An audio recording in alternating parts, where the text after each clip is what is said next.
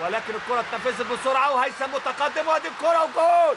جول جول جول جول. شيكابالا شيكابالا شيكابالا شيكابالا بيحرز الهدف الأول من كرة اتلعبت بسرعة كبيرة جدا جدا. زي ما قلت لحضراتكم الكرة السريعة تملي بتحدث الفارق، وشيكابالا بيحرز هدف التقدم لمصلحة الفارس الأبيض في هذا اللقاء، ويتقدم على وادي دجلة بهدف مقابل لا شيء.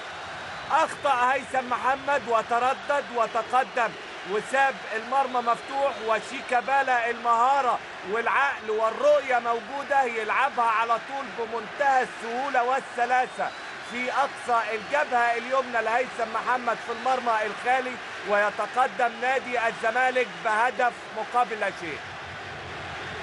هدف مقابل لا شيء لمصلحة نادي الزمالك، هدف هيدي ثقة، وشيكابالا يستمع. لا أكتر من كده كانت هتروح في المرمى الخالي. كرة للأمام، شيكابالا عدى بالمهارة الموجودة، وادي الكرة العرضية وادي الرأسية وجول. جول جول جول جول جول.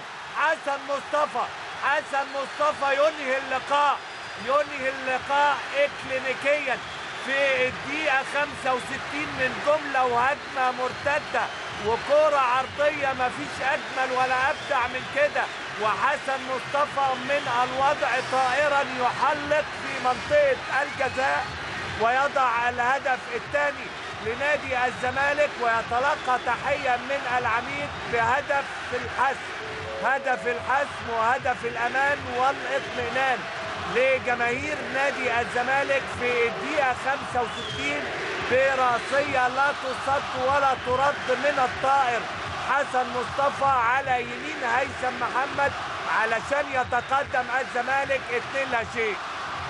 هجمة مرتدة سريعة بعد كرة ارتدت من عرضة عبد الواحد وضاع الزمالك ونجومه الكبار. بص شوف شيكابالا بيعمل ايه، عدى ورفع وشه وعمل عرضية بالمقاس بالسنتيمتر على راس حسن مصطفى اللي طار وغرد وبيحرز الهدف الثاني لنادي الزمالك. ولكن بص الرد وبص التمريرة الحلوة تعمل ايه والرأسية